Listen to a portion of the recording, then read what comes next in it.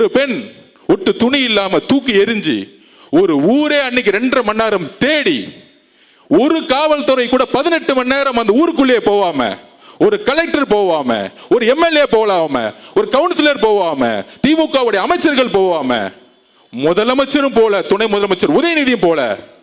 ஆனால் அன்னைக்கு நான் பேசிய ஒரு வார்த்தையை எடுத்துக்கிட்டு இந்த ஒரு வாரம் ஆதவர்ஜினாவை திட்டக்கூடிய இந்த திமுகவும் திமுகவுடைய ஊடகங்களும் மிகப்பெரிய அவமானப்படுத்தக்கூடியவர்கள். ஆதவர்ஜினா இதுக்கு வைக்கப்பட வேண்டியதில்லை. நான் எதற்கும் தைரியமானவன், எதற்கும் பயப்படாதவன்.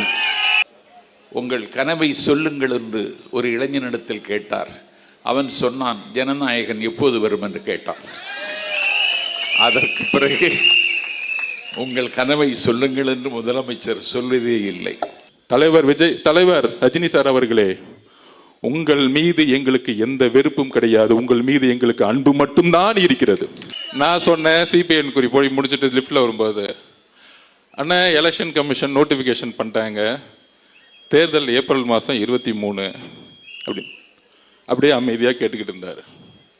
வண்டியில் உக்காந்துட்டு டக்குன்னு டிரைவரை பார்த்து மேலே வந்து கிளாஸ் ஓப்பன் பண்ணுங்கன்னு சொன்னார். எனக்கு அப்பையும் இன்னும் அண்ணன் காத்து வாங்கிறதுக்கு பண்றாரா அப்படின்னு நினைச்சேன். அப்புறம் ஒரு குரல் வந்துச்சு, என்ன அர்ஜுன் ஆரம்பிச்சிடலாமா இங்க இருந்தே அப்படின்னு கேட்டார். எனக்கு தெரிந்து தமிழ்நாட்டில் திமுகவுக்கு கெட்ட காலம் 26 கட்சி கூட்டணி. இந்த 26 கட்சிகளின் பெயரை முதலமைச்சர் ஸ்டாலின் சொன்னால் நான் இன்றைக்கே ராகவா தெருவிலேயே தூக்கில் தொங்கி விடுகிறேன். சொல்ல முடியுமா உங்களால்? அதுக்கு தான் செந்தில் பாலாஜியை கூப்பிட்டாங்க. நீ போய் ஒரு வேலையை பண்ணுன்னு சொன்னான். அவருக்கு கொஞ்சம் அறிவு கம்மி, அவரு அடிச்சுட்டு வரான்னு சொன்னாரு. இந்த படுபாவி கொண்டுட்டு வந்துட்டான், திருட்டு பையன். ஆக்சுவலா ஸ்டாலினை மாட்டி விட்டதே செந்தில் பாலாஜி தான் கொலை குற்றத்தில். நாளைக்கு இந்த 4.5 வருஷம் எதுவுமே செய்யாம நாடகம் ஆடி டிராமா பண்ணது யாரு? இந்த டிராமா கம்பெனியை ஒழிக்கணும்னா கொளத்தூர்ல இருந்தா முதல்ல ஆரம்பிக்கணும். அப்ப அவர்கிட்ட கேட்டிருக்காரு, நான் 40 வருஷம் தலைவர் ரஜினி சார் கிட்ட இருந்துட்டு வந்துட்டேன், என்னை உங்களோட அக்செப்ட் பண்ணுவீங்களான்னு கேட்டார். அப்புறம் இன்னொன்னு சொன்னார், டிசம்பர் 12ஆம் தேதி ஆனா நியூஸ் பேப்பர்ல நான் விளம்பரம் கொடுப்பேன், நான் அவரை போய் பார்ப்பேன், அதெல்லாம் உங்களுக்கு பிரச்சனையான்னு கேட்கும் பொழுது, உங்களுக்கு தலைவர் எப்படியோ அதே மாதிரி நான் சினிமாவில் இருக்கும்போது எனக்கு ஒரு தலைவர்னு சொன்ன மனிதர் எங்களுடைய தலைவர். யுத்த காலத்தில் தேர்தல் தேதி அறிவிக்கப்பட்டதற்கு பிறகு தேர்தல் விதி நடைமுறைக்கு வந்துவிட்டதற்கு பிறகு தமிழக வெற்றி கழகத்தின் சார்பில் நடைபெறுகிற முதல் பொதுக்கூட்டம் இந்த குளத்தூர் பொதுக்கூட்டம். தமிழக வெற்றி கழகம் வெற்றி பெறப் போகிற தொகுதிகளில் குளத்தூர் தொகுதியும் இடம்பெற்று விட்டது என்பதை இங்கே வந்ததற்கு பிறகு நான் பார்க்கிறேன். துரியோதனன் வீழ்ச்சி அவன் தொடையில் இருந்தது. சராசந்தன் வீழ்ச்சி அவனுடைய உடலை மாற்றி போடுவதில் இருந்தது. இதயத்தை கீழே இறக்கி வைத்த ஹிட்லரின் வீழ்ச்சி ரஷ்யாவின் கடுங்குளிரில் இருந்தது. அதிசயம் 1000 செய்து கொண்டிருக்கிற ஜப்பானின் அன்றைய வீழ்ச்சி அணுக்குண்டில் இருந்தது. ஆள்போல் பறந்து அருகுபோல் வேரோடி இருக்கிற காங்கிரஸ் ஏகாதிபத்தியத்தின் வீழ்ச்சி அண்ணாவின் சென்னாவில் இருந்தது. உய்ய வந்த தமிழினத்தை உய்யாது தடுத்து நைய வைத்து ஒரு குடும்ப அரசியலை நடத்தி கொண்டிருக்கிற ஒரு கொள்ளைக்கார கும்பலின் வீழ்ச்சி எங்கள் தளபதி விஜயின் கையில் இருக்கிறது என்று நாடு நம்புகிற நேரத்தில் நான் குளத்தூரில் உரையாற்ற வந்திருக்கிறேன். தமிழக வெற்றி கழகம் 2 வயதை தாண்டி 3வது வயதில் அடியெடுத்து வைத்திருக்கிற நேரம் இது. 49 செப்டம்பர் 17 ஒரு மழை நாளில் ராபின்சன் நந்தவனத்தில் அண்ணா தன்னுடைய இயக்கத்தை தொடங்கினார். அவர் ஆட்சிக்கு வருவதற்கு 18 ஆண்டு காலம் எடுத்துக்கொண்டார். 72 மக்கள் திலகம் எம்ஜிஆர் அதிமுகவை தொடங்கினார். அவர் ஆட்சிக்கு வருவதற்கு 5 ஆண்டுகள் எடுத்துக்கொண்டார். பதுங்கி பாயும் வேங்கை என ஒரு இயக்கம் பாராள வந்தகதை பாரேனும் பகிர்ந்ததுண்டா, யாரேனும் கேட்டதுண்டா என்று கலைஞர் கவிதை தமிழில் அண்ணா ஆட்சிக்கு வந்ததை அருமையாக பாடுவார்.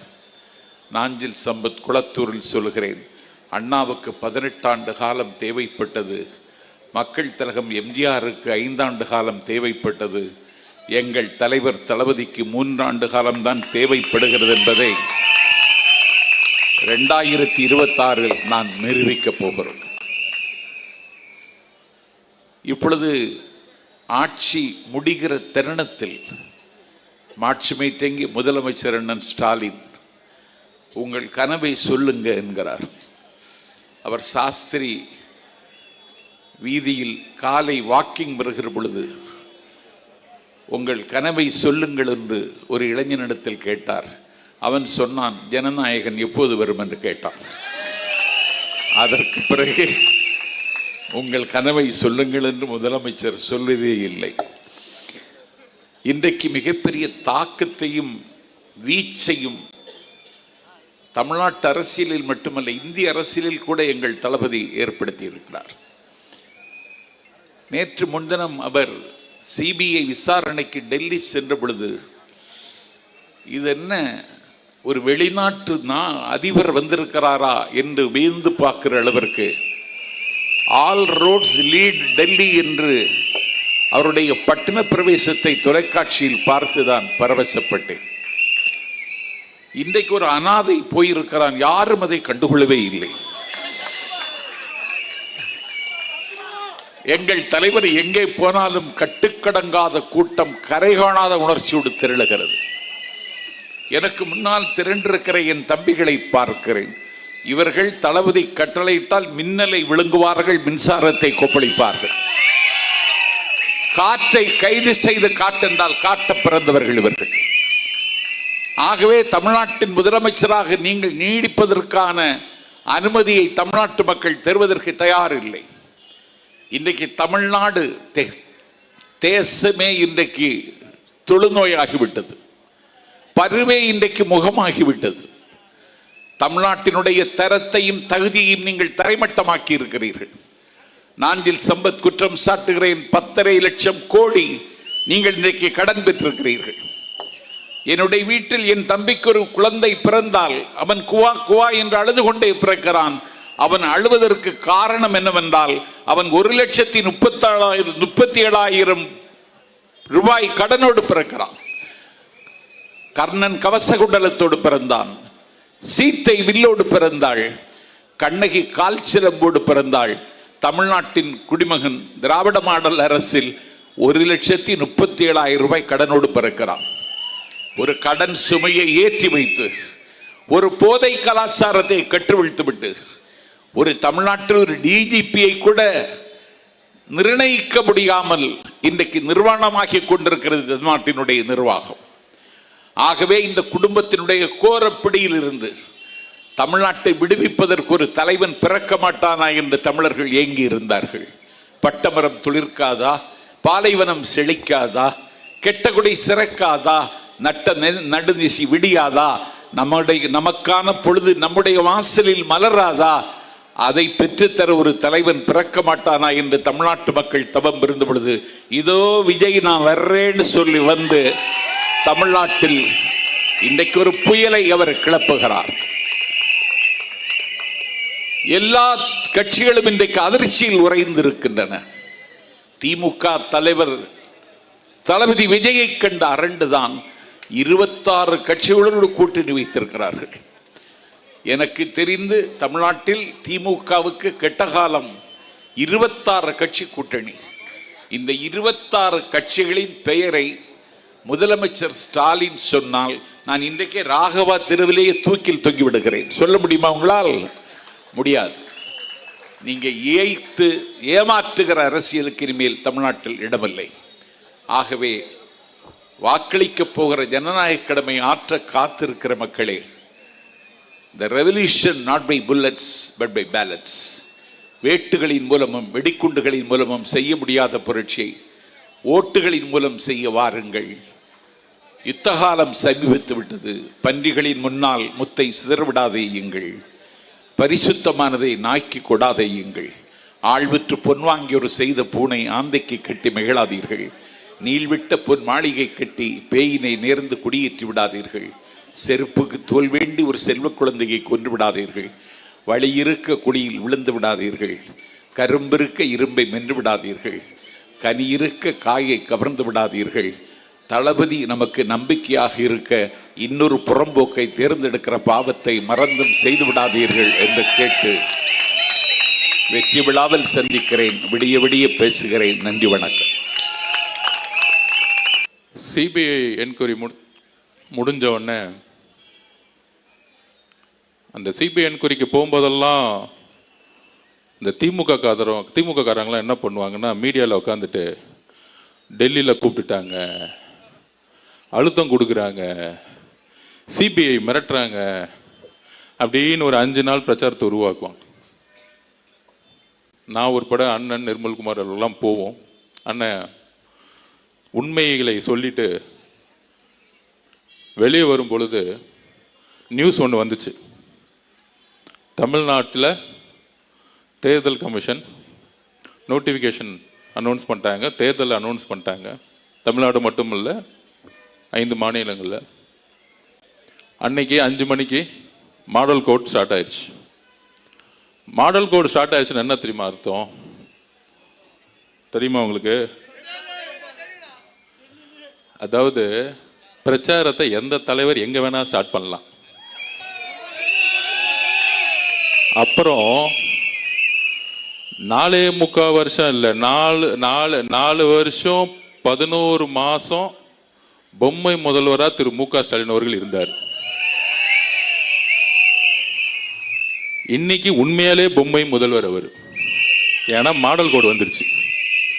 முதல்வர்னு சொல்லலாம், ஆனா பேனா எடுத்து சைன் பண்ண முடியாது. அதுக்கு முன்னாடி சைன் போட்டாங்க, அவர் மருமகனும் மகனும் சைன் போட்டுட்டு இருந்தாங்க. அதனால தான் பொம்மை முதல்வர்னு சொல்லுவோம். என்ன, அது ஒரு குடும்ப ஆட்சி. குடும்ப ஆட்சியோட நோக்கம் என்னன்னா, ஸ்டாலின் சார் டாக்ஸ் எல்லா இடத்துலையும் 30% கமிஷன் அடிச்சு கரப்ஷன் பண்றது மட்டும்தான். அப்ப அந்த சிபிஐ என்கொயரி முடிஞ்ச உடனே வெளியே வரும்போது நான் பின்னாடி தான் உக்காந்துட்டு இருந்தேன். எல்லாத்துக்கும் பதில் சொல்லணும்ல, நம்ம தலைவர் நிறைய பேச மாட்டார். அப்படி சிபிஐக்குள்ள ஃப்ரெண்ட்ஸில் உக்காந்துட்டு வெளியே ஒரு 2000 பேர் நிற்கிறாங்க. எங்கிருந்து வந்தாங்கன்னு தெரியல, டெல்லியில் உட்காந்துட்டு இருக்காங்க. திடீர்னு என்ன தெரிஞ்சிச்சுன்னு தெரியல, அந்த ராயப்பன் படத்தில் சொன்னார் பாருங்க, அதே மாதிரி டிரைவரை பார்த்து அப்புறம் திரும்பி பின்னாடி உட்காந்தேன். ஒரு வார்த்தை சொன்னார். நான் சொன்னேன், சிபிஐ என்கொயரி போய் முடிச்சுட்டு லிஃப்டில் வரும்போது, அண்ணா எலெக்ஷன் கமிஷன் நோட்டிஃபிகேஷன் பண்ணிட்டாங்க, தேர்தல் ஏப்ரல் மாதம் 23 அப்படியே அமைதியாக கேட்டுக்கிட்டு இருந்தார். வண்டியில் உக்காந்துட்டு டக்குன்னு டிரைவரை பார்த்து மேலே வந்து கிளாஸ் ஓப்பன் பண்ணுங்கன்னு சொன்னார். எனக்கு அப்பையும் இன்னும் அண்ணன் காற்று வாங்கிறதுக்கு பண்ணுறாரா அப்படின்னு நினச்சேன்.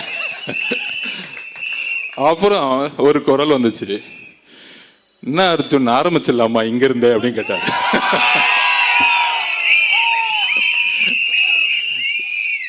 அப்பதான் புரிஞ்சேன், இந்த ஒரு வாரமா திமுக காதருங்க ஒரு நெரேட்டிவ் செட் பண்ணாங்களே, சிபிஐ ஆபீஸ்ன்னு.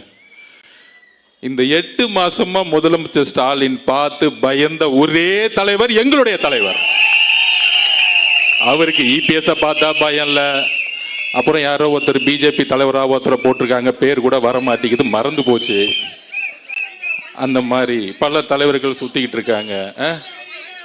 எல்லாம் ஓகே, எல்லாம் திமுகவோட கூட்டணி போட்டு வச்சிட்டு இருக்காங்க. அண்ணா முதலமைச்சர் ஸ்டாலின் அவருக்கு ஒரே பயம், தலைவர் எப்பெல்லாம் வீட்டை விட்டு வெளியே வராரோ, மக்களை பார்க்க வராரோ, அதனால ஒரே பயம். அதுக்கு தான் செந்தில் பாலாஜியை கூப்பிட்டாங்க. நீ போய் ஒரு வேலையை பண்ணுன்னு சொன்னான். அவருக்கு கொஞ்சம் அறிவு கம்மி, அவரு அடிச்சுட்டு வரான்னு சொன்னாரு. இந்த படுபாவி கொன்னுட்டு வந்துட்டான், திருட்டு பையன். ஆக்சுவலா ஸ்டாலினை மாட்டி விட்டதே செந்தில் பாலாஜி தான் கொலை குற்றத்துல. நாளைக்கு இதுக்கு பின்னாடி என்ன அஜெண்டா இருக்குன்னு செந்தில் பாலாஜிக்கு தான் தெரியும். அவர் நம்மள எதிரியா நினைச்சிட்டு இருக்காரு. அவர் பேச விடாம நிப்பாட்டுறானா, நம்மள மக்களை கொன்னு குவிச்சிட்டு ஒரு வாரமா நாடகம் ஆடி நம்ம மேல கொலைப்பள்ளி சொல்லி அதை சுப்ரீம் கோர்ட்ல நம்மள நிரூபிச்சது. அந்த ஜட்ஜிக்கே புரிஞ்சிச்சு மகேஷோட ஆக்டிங்கு, அதுக்கப்புறம் செந்தில் பாலாஜியோட ஆக்டிங்கு, காலையில உதயநிதியோட ஆக்டிங்கு. என்ன பிரச்சனைனா, நம்ம தலைவர் ஆக்டிங் தெரிஞ்சு நம்பர் 1 ஆகி அரசியலுக்கு வந்துட்டார். இவங்களுக்கு ஆக்டிங்கும் தெரியல, அரசியலும் தெரியல, என்ன பண்ணணும் தெரியல. இதுதான் பிரச்சனை. ஏதாவது ஒண்ணுல எக்ஸ்பர்ட்டா இருந்தா பரவாயில்ல, எதுலையுமே இல்லை. மூளையில என்ன இருக்குன்னு தெரியல. பிறக்கும் போதே களிமண் மட்டும்தான் பெற்று வச்சிருக்காங்கன்னு தெரியல. சரி, அதை விடுங்க, நம்ம அந்த விமர்சனக்குள்ள போக வேணாம். நம்ம ஏதாவது ஒரு வார்த்தை சொன்னா அது 100 வார்த்தை ஆக்கி டிபேட் ஆக்கிட்டு இருக்காங்க. அப்ப இந்த கொலையை செஞ்ச பிறகு நம்ம மேல கொலைப்பள்ளி சொல்லி இன்னைக்கு பாருங்க, நம்ம அண்ணன் செந்தில் பாலாஜி அண்ணன் என்கொயரி போயிருக்காரு. உங்க மேல கொலைப்பள்ளி இருக்குன்னு டவுட் வந்தனால தான் ஏன் உங்களை கூப்பிட்டு என்கொயரி பண்ணிட்டு இருக்காங்க. இவ்வளவுதான் சிம்பிள். அப்ப போலீஸும் அவங்க கிட்ட இருக்கு, ஜட்ஜு அவங்க கிட்ட இருக்கிறாரு. 1 நம்பர் கமிஷன் போட்ட ஜட்ஜு அவங்க இப்படிலாம் ஏமாத்தி நம்ம மேல கொலைப்பள்ளி சொன்னாங்க. போட்டு நம்ம மேல ஒரு SOP போட்டாங்க, Stalin procedure code. Stalin SOP போட்டு முடிச்சிட்டான், ஸ்டாலின் ஆப்ரேட்டிங் ப்ரொசீஜர். அப்போ அதை போட்டுட்டு என்ன பண்ணாங்க, தமிழக வெற்றி கழகத்துக்கு மட்டும்தான் கூட்டம் வரும். உடனே சொல்றாங்க, அது என்ன தமிழக வெற்றி கழகம் மட்டும் கூட்டத்தை கண்ட்ரோல் பண்ண முடியல அப்படின்னு ஒரு பிரச்சாரமா. யாரு கூட இருக்கக்கூடிய வித்வான்கள், நல்லா வித்வானம் பண்ணுவாங்க, காசை வாங்கிட்டு டக்க டக்க டக்க டக்க டக்குன்னு அடிச்சுட்டே இருப்பாங்க. டிவியில் வைக்காது, இதுதான் டிபேட்டே. ஆனா மக்கள் 5% எவரும் நியூஸ் சேனல் பார்க்கறதே கிடையாது. திமுக காரங்க மட்டும் பார்த்து ஆஹா சூப்பர்ப்பா, நல்லா பேசுறாருப்பான்னு நல்ல காசை கொடுத்து வாங்கி என்ஜாய் பண்ணிட்டு இருப்பான். அப்ப இந்த கொலைப்பள்ளியை சுமத்துனாங்க, SOP போட்டாங்க. நம்ம கிட்ட என்ன கூட்டத்தை கட்டுக்கடங்காத கூட்டத்தை கண்ட்ரோல் பண்ண முடியல. இப்ப ஒரு திருச்சியில மாநாடு பண்ணாங்களே, பெரிய மாநாடு. அந்த மாநாடு பேர் என்ன தெரியுங்களா? வேவ் ஸ்டாலினா. அதுவும் நம்மளை பார்த்து காப்பி. வேவ்னா என்ன தெரியுங்களா? மக்கள் கூட்டம் அலையலையா வருது. எல்லாம் 300 ரூபா கூட்டிட்டு வந்து பஸ் டிரான்ஸ்போர்ட்ல உட்கார வைக்கல. எங்கேயா வேவ் வரப்போகுது உங்களுக்கு? 22 கட்சி கூட்டணி வச்ச உங்களுக்கு மக்களே வரலன்னா அந்த கூட்டணி கட்சிகள் தவிர எவனும் கட்சி தலைவர்கள் தவிர யாரும் ஓட்டு போட போறது இல்லை. இதுதான் அரசியல், இதுதான் தேர்தல் அரசியல். மக்கள் உங்கள் மேல நம்பிக்கை இழந்த பிறகு கூட்டணி கட்சியில் இருக்கிற தொண்டர்கள் எப்பயும் உங்க மேல வந்து நம்பிக்கை இழந்துட்டாங்க. சரி, அப்படிலாம் இருக்கும் பொழுது நம்ம என்ன பண்ணோம் அப்படின்னா, கூட்டம்லாம் இவங்களுக்கு வராது, மக்கள் தோணிச்சிட்டாங்க. அப்போ என் மேலே இப்போ வந்து ஒரு விமர்சனம் வருது. அந்த விமர்சனத்துக்கு ஜனநாயக பூர்வமாக பதில் சொல்லக்கூடிய இடத்துல இருக்கும். நம்ம ஒன்றும் பிறப்பால் முதலமைச்சர் ஆகிறவில்லையே, பிறப்பால் துணை முதலமைச்சர் ஆகிறவில்லையே, என்ன கேள்வி கேட்டால் நீ கேள்வி கேட்பியா அப்படின்னு முடக்கக்கூடிய இடத்துல நம்ம இல்லை. நம்ம ஒரு சாமானிய கட்சி, இன்றைக்கும் ஒரு சாமானியனாக நம்ம இருந்துகிட்டு இருக்கோம். அதிகாரத்தில் இருந்து இன்றைக்கும் பேசவில்லை. ஆனால் எங்கு ஆதிக்கம் இருக்கிறதோ அங்கு முதல் குரல் டிவிக்கு இழந்து ஒழிக்கும். இதுதான் எங்களுடைய கட்சி. அப்படி சிபிஐல என்கொயரி முடிஞ்ச உடனே பிரச்சாரத்தை அப்படி மேலே எந்திரிச்சார். டைவர்ட் ஆயிட்டேன்னு நினைக்கிறேன். இதுதான் நம்ம பிரச்சனை. அவ்வளோ கோவம் உள்ள இருக்கு.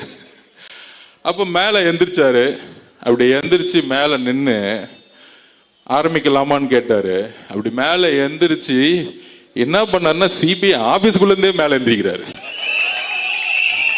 அண்ணனுக்கு தைரியம் இருக்கு, அது வேற மாதிரி தைரியம். அப்ப எந்திரிச்சு அந்த கேட்டுக்கு வெளியே வந்து மேல பார்த்துட்டு அங்க 2000 பேர் நான் கையை காமிச்சிட்டு பத்திரமா இறங்கிட்டு, இது போதுமா அப்படின்னு கேட்டார். இது போதும்னு அப்படின்னு நானும் சொன்னேன். அப்ப இன்னுமேட்டு இந்த SOP இதெல்லாம் கிடையாதுல்ல அப்படின்னு கேட்டார். எங்க வேணா போலான்னு தேர்தல் கமிஷனோட ரூல்ஸ்ல எல்லா தலைவரும் எந்த ரோட்டுக்கு வேணா போல. இன்னுமேட்டு ஒவ்வொரு நொடியும் நான் மக்கள் கிட்ட இருக்கணும், வேலையை ஆரம்பிங்கன்னு சொல்லிட்டார். கூடி சீக்கிரத்துல உண்மையான ஆலையை தமிழகம் முழுவதும் இருக்க நெடுஞ்சாலைகளை நீங்க பாப்பீங்க. மக்களுடைய கூட்டத்தை நீங்க பாப்பீங்க அவருடைய வருகையை நோக்கி வரும் பொழுது. அதுதான் பயம். சரி, டெல்லியில பிரச்சாரத்தை அண்ணன் ஆரம்பிச்சிட்டாரு. அடுத்தது மாடல் கோடு வந்துருச்சு. எங்க முதல் கூட்டத்தை போடலான்னு யோசிச்சோம். இந்த தீய சக்திக்கு முதல் காரணம் யாரு? இந்த கொடுமையான ஆட்சிக்கு முதல் காரணம் யாரு? இந்த 4.5 வருஷம் எதுவுமே செய்யாம நாடகம் ஆடி டிராமா பண்ணது யாரு? இந்த டிராமா கம்பெனியை ஒழிக்கணும்னா கொளத்தூர்ல இருந்தா முதல்ல ஆரம்பிக்கணும்.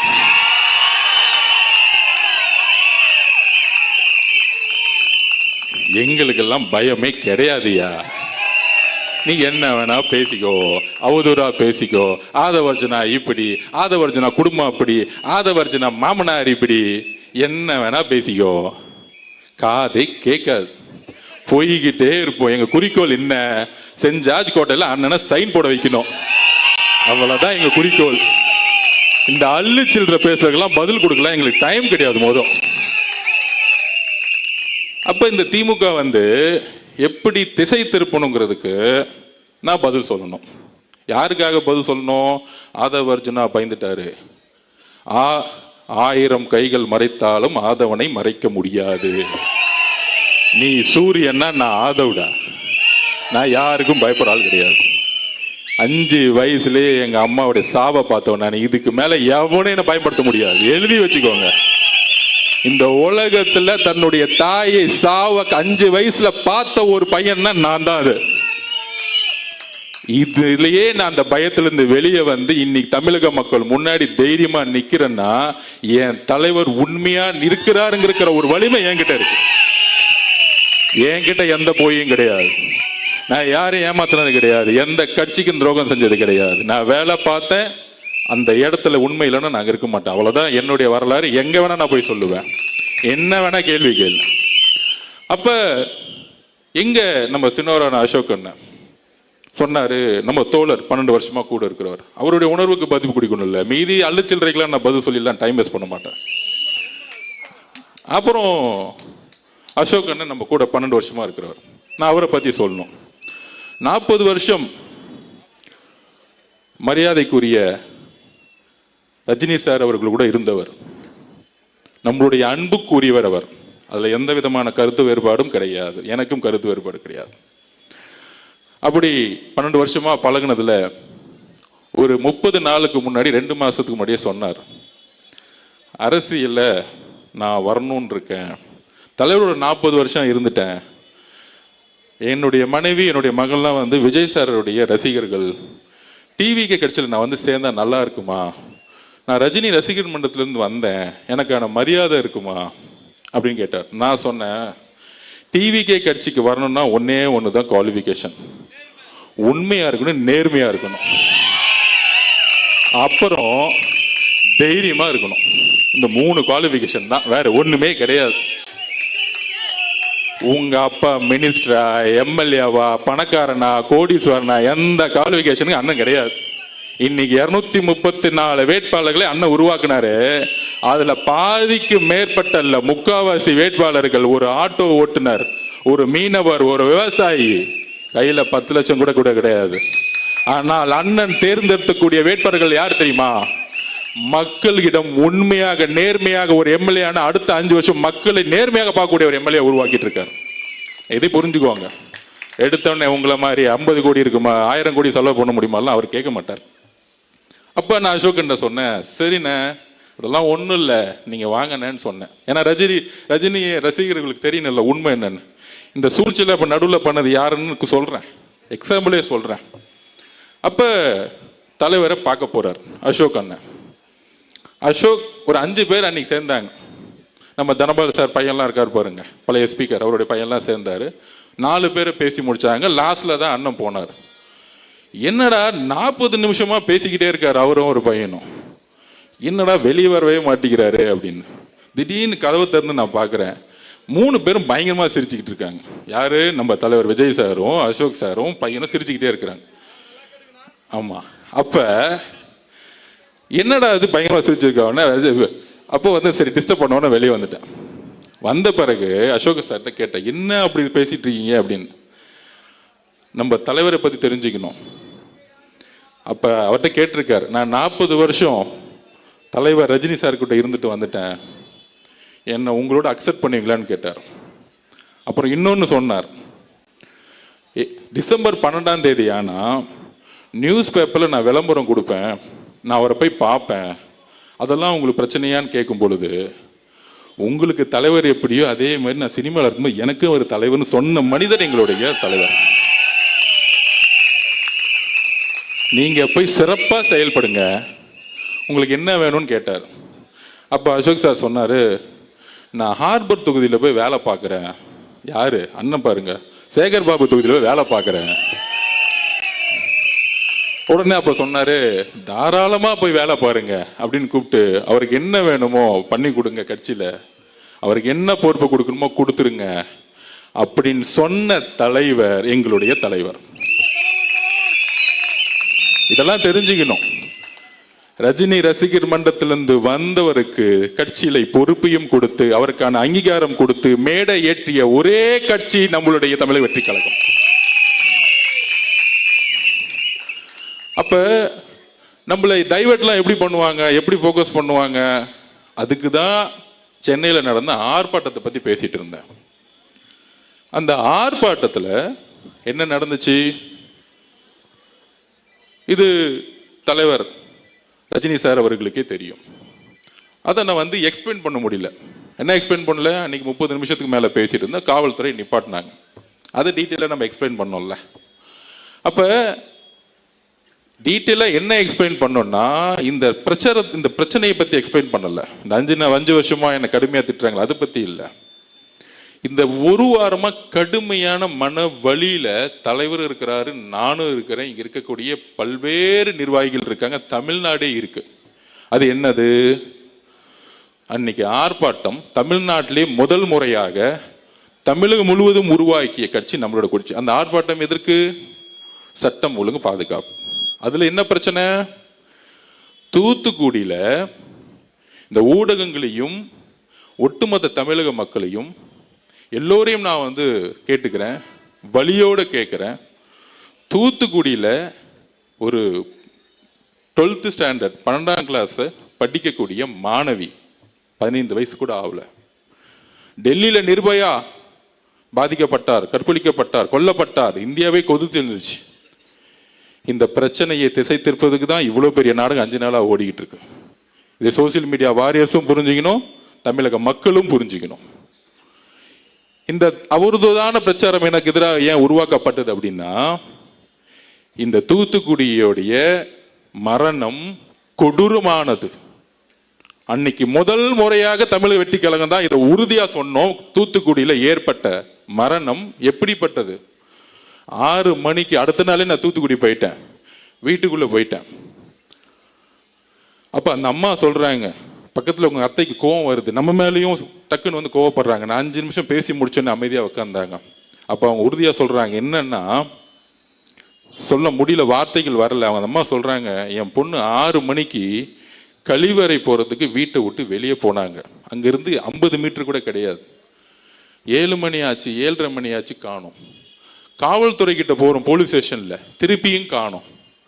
சார், காவல்துறைகிட்ட போகும்போது திருப்பியும் முடியாதனால நாங்கள் தேடி தேடி பார்க்குறோம், ஊர் மக்கள் ஃபுல்லாக தேடி பார்க்குறோம். அடுத்த நாள் 2:30 மணிக்கு கண்டுபிடிச்சிருக்காங்க அந்த குழந்தையோட உடலை. அந்த குழந்தையோடைய உடல்ல ஒட்டு துணி கிடையாது, கற்பழிக்கப்பட்ட பெண்.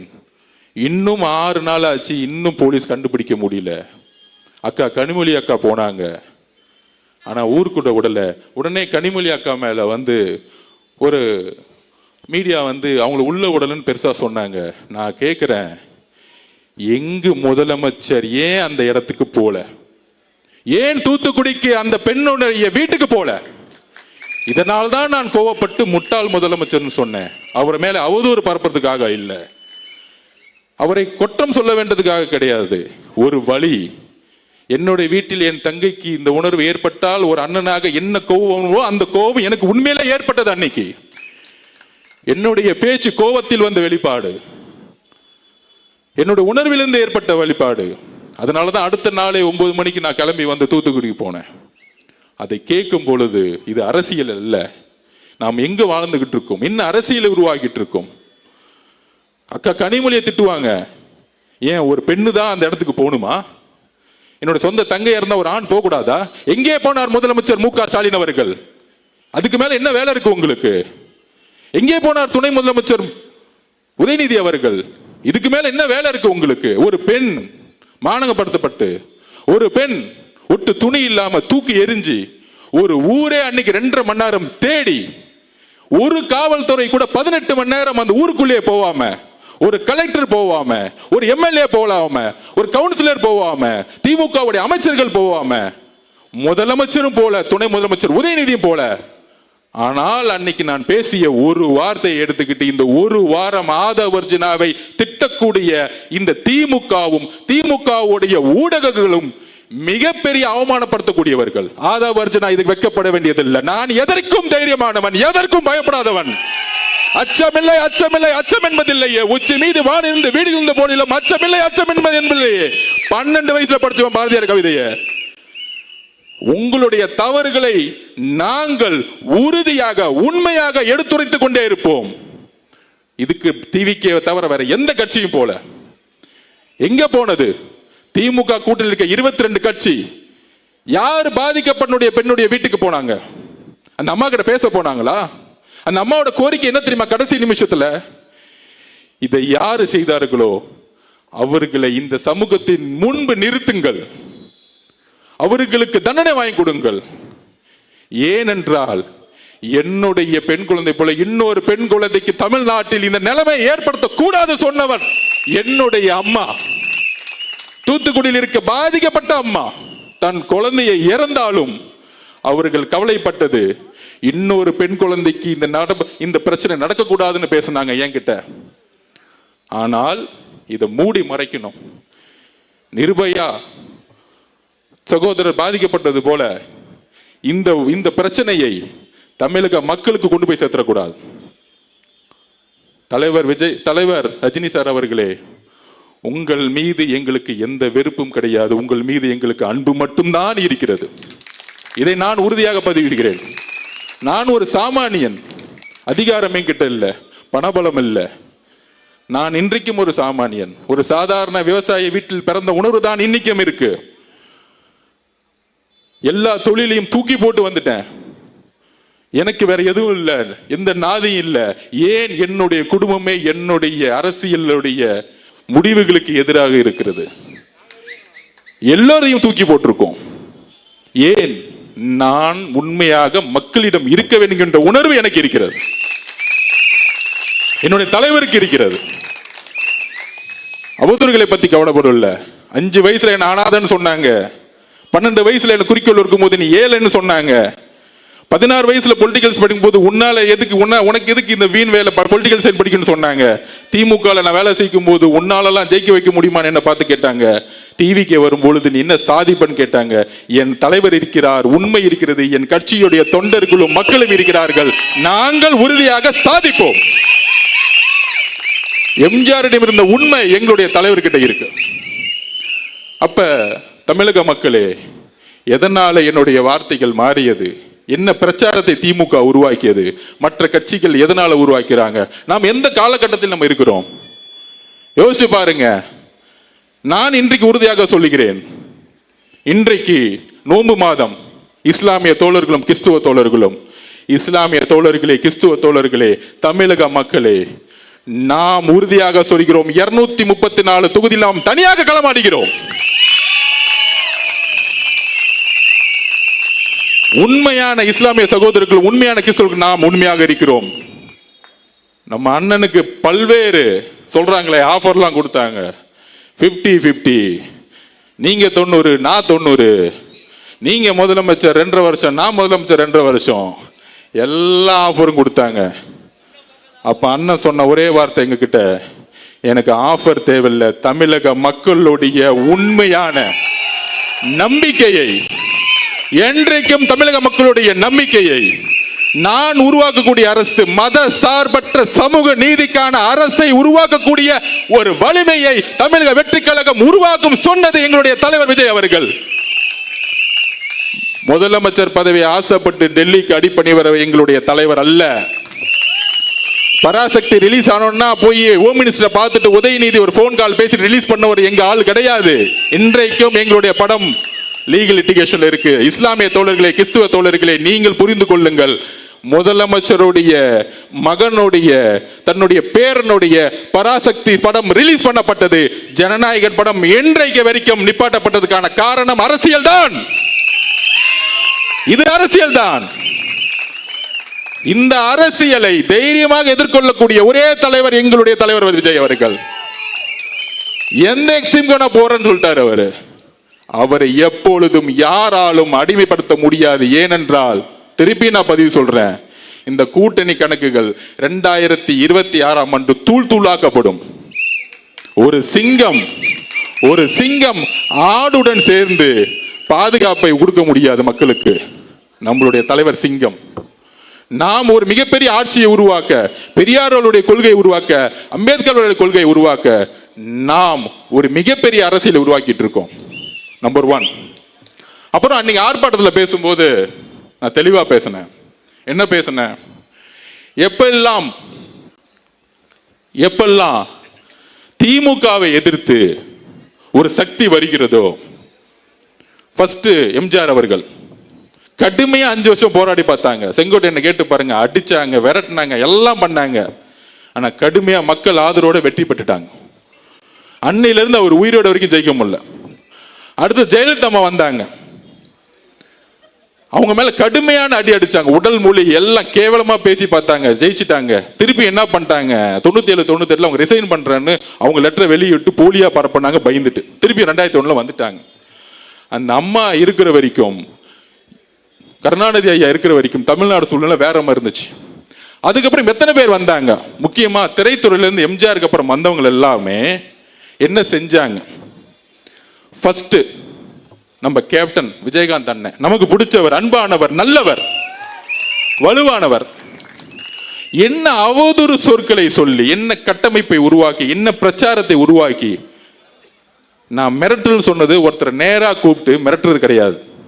அவதூறு பிரச்சாரங்கள், கீழ்த்தரமான பிரச்சாரங்கள், தனிப்பட்ட முறையில் பிரச்சாரங்கள், இதையெல்லாம் உருவாக்கி அவரை எந்த அளவுக்கு வீழ்த்தினாங்கன்னு தெரியும் உங்களை.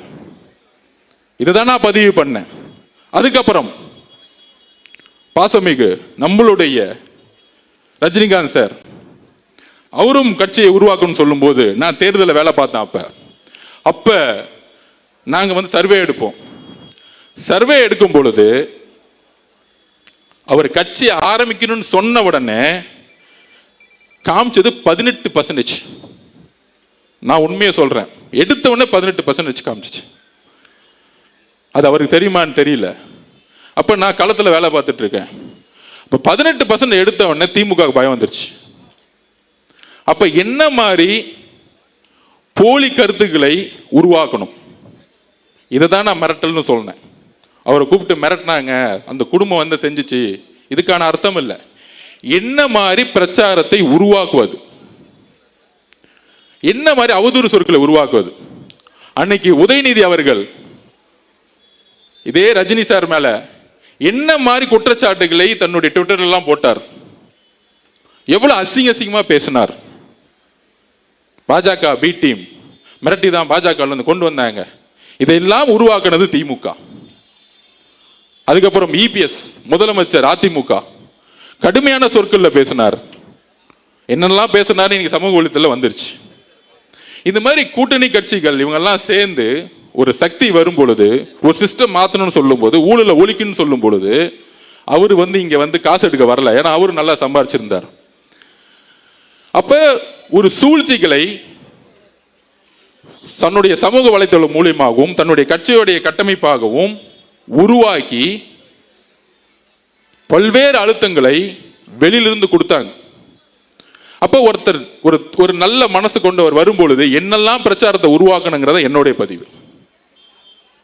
அவரை சிறுமைப்படுத்த வேண்டுமோ இல்ல அவர் பயந்துட்டாரோ சொல்ல வேண்டிய அர்த்தம் கிடையாது. இந்த திமுகவுடைய சூழ்ச்சிகளை அன்றைக்கு நான் பதிவு பண்ணேன். அதற்கு அப்புறம் வைகோ அவர்கள் எவ்வளவோ பேரை தன்னுடைய சூழ்ச்சி அரசியல்னால எல்லா விதமான பிரச்சாரங்களையும் உருவாக்கி என்ன செஞ்சாங்கிறத பதிவு பண்ண. அதுதான் என்னுடைய நோக்கம். அப்ப இதை சொல்லி முடிச்சுட்டு வர்றதுக்குள்ள உடனே அந்த வார்த்தையை எடுத்து அதுக்கு ஒரு பல்வேறு பிரச்சாரங்களை உருவாக்குவாங்க. ஏன்? தூத்துக்குடியோடைய அந்த பெண்ணுடைய சாவுல இருந்து வெளியே வரணும். இப்ப 6 நாளா அதை பேசல பாத்தீங்களா? நம்ம உடனே நம்மளோட சோசியல் மீடியா வாரியா ரஜினி சாருக்கு பதில் கொடுக்குறோம், நம்ம பதில் கொடுக்குறோம், நம்ம அடுத்தடுத்த வேலையை நான் பார்த்துட்டு இருக்கேன். அப்ப இது உருவாக்கக்கூடிய வலிமை திமுக கிட்ட இருக்கு இந்த பொய் பிரச்சாரம். ஆனா புதுசா என்னன்னா இதுல பாஜகவும் திரு இபிஎஸ் அவர்களும் சேர்ந்துக்கிட்டாங்க. ஏன் சேர்ந்தாங்க? அன்னைக்கு ரஜினி சார் கட்சி ஆரம்பிக்கும் பொழுது கடுமையா விமர்சனம் பண்ணது இபிஎஸ். ஆனா இன்னைக்கு சொல்றாரு, அவரை பொத்து புகழ்ந்துட்டு இருக்கார். இந்த சூழ்ச்சி நமக்கு தெரியுமா? நமக்கு தெரியாது. நம்ம ஒரு தூய உள்ளம். அதையும் மீறி இன்றைக்கு ரஜினி சார் கிட்ட ஒரு அறிக்கை வந்துச்சு. ரஜினி சாருக்கு எல்லா உண்மைகளும் தெரிஞ்சிருக்கலாம். ஆனால் இந்த விவாதங்கள் இதெல்லாம் பார்த்து அவரு தன்னுடைய மனசுல தப்பா நினைக்கிறதுக்கான வாய்ப்பு இருக்குன்னு அவர் அறிக்கையை பார்த்து தெரிஞ்சுக்கிட்டேன். எங்களுடைய பாசத்துக்குரிய ரஜினி சார் அவர்களே, எங்களுடைய தலைவருக்கும் நீங்கள் தலைவர் அப்படின்னு அசோகன் சொன்னார். எங்களுடைய தலைவருடைய நிலைப்பாடும் தான் எங்களுடைய நிலைப்பாடும். அப்ப இந்த சூழ்ச்சிகளுக்கெல்லாம் ஏன் நடந்துச்சுன்னு சொல்லக்கூடிய இடத்துல நான் இருக்கிறேன். தூத்துக்குடியோடைய என்னுடைய தங்கை கற்பழிக்கப்பட்டு இன்னைக்கு வந்து செத்து போய் 6 நாளாயும் அவனுடைய குடும்பம் இன்னைக்கு நடுரோட்ல நின்றுட்டு இருக்கு. இதை திசை திருப்பதுக்கு தான் இந்த பிரச்சாரம். இந்த திசை திருப்புல இருந்து இதுக்கான விஷயத்தை நான் பதிவு பண்ணணும்னு நினைச்சேன். அதான் இன்னைக்கு பதிவு பண்ணேன். இந்த கடிதத்தில், இந்த அறிக்கையிலிருந்து பாசத்துக்குரிய ரஜினி சார் அவர்களுக்கு நான் பதிவு பண்ணக்கூடியது, அப்படி உங்களுக்கு நான் சொல்ல வேண்டிய நோக்கம் வேறு, உங்களுக்கு வருத்தம் ஏற்பட்டிருந்தால் என்னுடைய வருத்தத்தையும் என்னுடைய மன்னிப்பையும் பகிரமாக நான் கேட்டுக்கொள்கிறேன். ஏனென்றால் என்னுடன் நீங்கள் வயதில் மூத்தவர், அதற்கான தார்மீக கடமை இருக்குது. நான் வேற யாருக்கும் பதில் கொடுக்கறதுக்கு நான் இங்க வரல. அவருடைய அறிக்கையை படித்தேன். அவருக்கு ஒரு உணர்வு ஏற்பட்டிருக்குது. அந்த உணர்வுக்கு நான் மரியாதை கொடுக்கிறேன். ஆனால் இந்த திமுகவுடைய சூழ்ச்சிகள், 22 கட்சிகள் கூட்டணி உருவாக்கி திருப்பி ஆட்சிக்கு வரணும் ஒரு பொய்யான பிரச்சாரத்தை உருவாக்கப்பட்டிருக்குங்களா, அதெல்லாம் தூக்கி எறியக்கூடிய ஒரே வலிமை நம்ம கட்சிக்கு மட்டும்தான் இருக்கு. அப்ப இந்த தூத்துக்குடி பெண்ணுடைய மரணத்திலிருந்து திசை திருப்பதுக்கான எல்லா நாடகங்களையும் உருவாக்குவாங்க. அந்த நாடகங்கள் தான் நம்ம ஃபோக்கஸ் பண்ணணும். இதை விட்டுட்டு நம்ம எங்கேயும் டைவர்ட் ஆகக்கூடாது. திமுகவுடைய சூழ்ச்சிகள், திமுகவோட தவறுகள், திமுகவோட பொய் பிரச்சாரங்கள், திமுகவுடைய எல்லா தவறுகளையும் சொல்ல வேண்டிய பொறுப்பு நம்ம கிட்ட இருக்கு. நம்ம டைவர்ட் ஆகக்கூடாது. ரஜினி சார் இன்னைக்கு அரசு இல்லை, நம்ம எதுக்கு அவரோட சண்டை போட போனோம்? அவர்கிட்ட நம்ம எதுக்கு ஃபைட் பண்ண போறோம்? அது இல்லை நம்ம நோக்கம். என்னெல்லாம் செஞ்சாங்க, ஒரு புதிய அரசியல் கட்சி தொடங்கும் போது திமுக குடும்பம் என்னெல்லாம் பேசினாங்க, முரசொலியில இதே ரஜினிகாந்த் சாரை பத்தி என்னெல்லாம் எழுதுனாங்க, இதெல்லாம் எப்ப நடந்துச்சு? 5 வருஷத்துக்கு முன்னாடி. இன்னைக்கு ரஜினி சார் இயக்கத்துல இருந்து வந்தவருக்கு ஒரு ஹார்பர் தொகுதியில் பொறுப்பு கொடுத்து வேலை பாருன்னு சொன்ன இயக்கம் டிவிக்கு. அப்ப இதற்கான விளக்கங்கள் நாம் கொடுக்க வேண்டிய இடத்துல இருக்கிறோம். ஏனென்றால் நம்மளுடைய ஒரே போக்கஸ் திமுகவுடைய சூழ்ச்சிகள். இந்த சூழ்ச்சிகளை சொல்ல வேண்டிய இடத்தில் நாம் கடுமையாக இருக்க வேண்டும். நம்முடைய பிரச்சாரம் எப்பொழுதும் திசை திரும்பக்கூடாது, வேற எப்பயும் திசை திரும்பக்கூடாது. நம்மளுடைய நோக்கங்கள் பிஜேபியோட சண்டை போடுவதா? ஆம், கொள்கை ரீதியாக நம்ம சண்டை போடுறோம், கடுமையா சண்டை போடுவோம், இல்ல காம்ப்ரமைஸே கிடையாது. இன்னைக்கு தமிழக வெற்றி கழகம் தான் கொள்கை எதிரின் முதல் நாள் டிக்ளேர் பண்ணாங்க. திமுக டிக்ளேர் பண்ண முடியுமா? திமுக முன்னாடியே, நான் திருப்பி சொல்றேன், திமுக முன்னாடியே பிஜேபி கூட சேர்ந்தது. இனிமேட்டு எதிர்காலத்தில் சேர மாட்டாங்கன்னு சொல்ல முடியுமா?